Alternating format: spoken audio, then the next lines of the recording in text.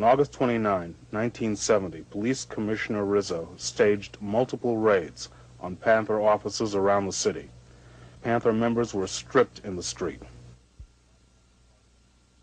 Less than a week later, the Black Panther Party convened the Revolutionary People's Constitutional Convention at Temple University in Philadelphia. Jamal returned from California and served on the security team.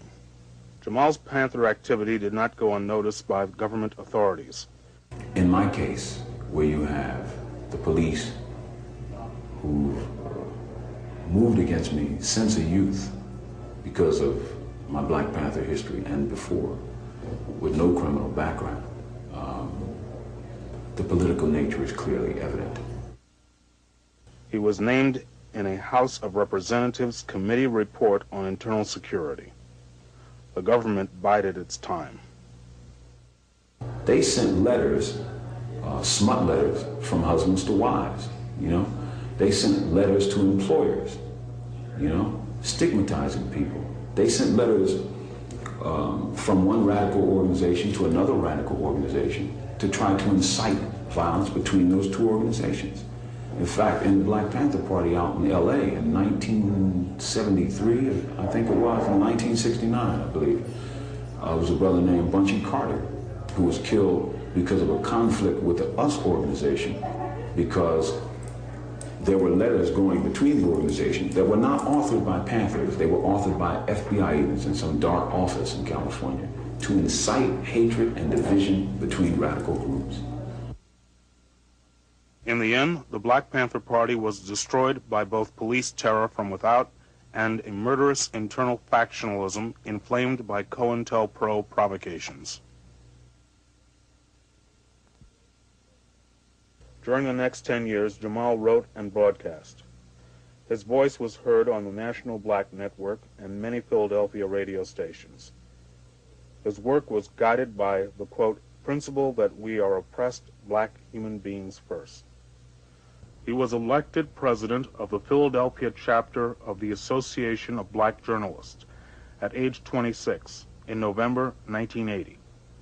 He was named by Philadelphia Magazine as one of its people to watch in 1981. He became known as the voice of the voiceless, and among those voiceless was the MOVE organization. I met MOVE while covering them in Philadelphia. I became exposed to them as opposed to reading about them, and found out that what I read about them had no relationship to the kind of people they were and what they were about. That every published report was tinged with prejudice and hatred.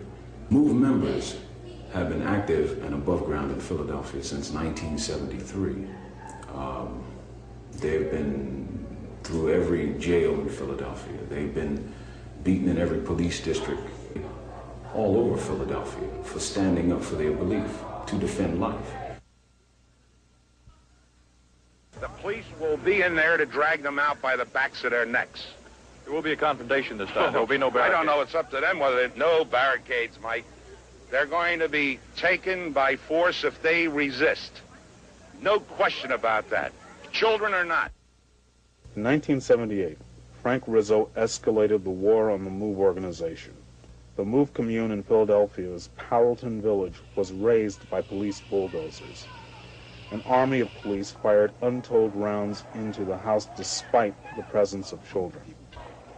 Former Panther Delbert Africa was savagely beaten. Kicking him on the head. I have no idea. I couldn't see. Get up!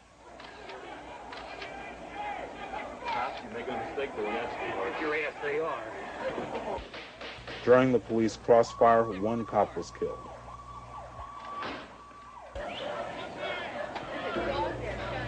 There was an incredible response by the city. I'm talking like 700 cops. A siege around the neighborhood. And it really continued day by day, until it built up to August 8th, 1978, which is the case of a police assault on MOVE headquarters, maybe 500 policemen. What people may not know is that the arms that MOVE had were inoperable, that they were there to show the police the MOVE was serious about defending the home, but they had no firing pins. They couldn't work. Jamal covered the MOVE story and attended the August 8th press conference, which Rizzo called to defend his brutal assault. The press has to take a little of the blame here. They've glorified a bunch of criminals, a new breed of journalism that doesn't want both sides, only one side of the issue. The press is responsible for what's happening in this city. Jamal became, in his own words, a widely known and among cops, widely hated MOVE supporter who went to jails to get the Africa's side of the August 8th, 78 confrontation. He was deeply impressed by the refusal of MOVE members to be broken during the trial for the death of the cop. I was seduced into the MOVE organization by the loveliness and goodness of its people and its members. I was probably enraged as well as sitting in a trial in an official capacity, objective as a journalist, and seeing that the law really didn't matter, that it didn't matter whether a man was innocent or guilty. It didn't matter what the law says your rights were. You just had 9 members of the MOVE organization being sentenced to 30 to 100 years for a crime that everybody knew they did not commit. I mean, 9 people cannot kill 1 man. What you had in Philadelphia in '81 was the naked state judicial terrorism of the Philadelphia judiciary against the MOVE organization. It was like, let's wipe them out.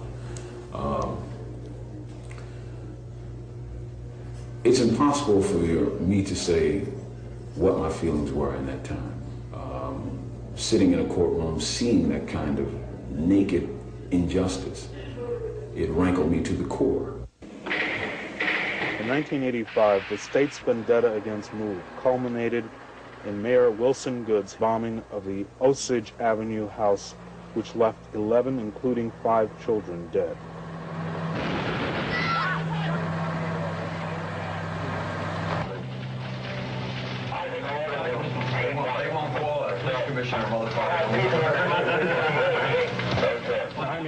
It was the Philadelphia Police Department. It was the state government of Pennsylvania. It was the FBI, the ATF of the U.S. government who bombed MOVE people on May 13, 1985. But no one would call any of those organizations or their employer, the U.S. government, terrorists. But why weren't they? They created mass murder, Holocaust, in a major city in America, and not one of them have ever been charged with any crime at all. Only Ramona Africa, guilty only of survival, is in jail following May 13, 1985.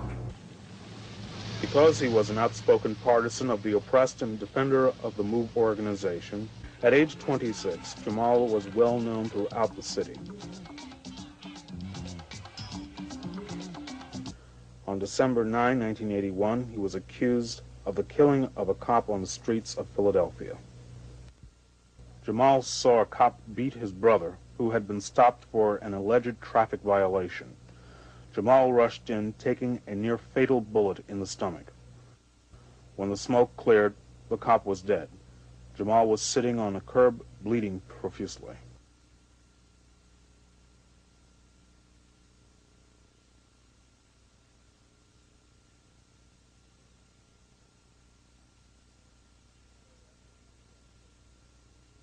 Even the day after he was arrested, the Philadelphia Inquirer headlined, quote, "Jamal, an eloquent activist not afraid to raise his voice," close quote. I was charged with homicide of a police officer in Philadelphia. I was convicted of murder in the first degree and sentenced to death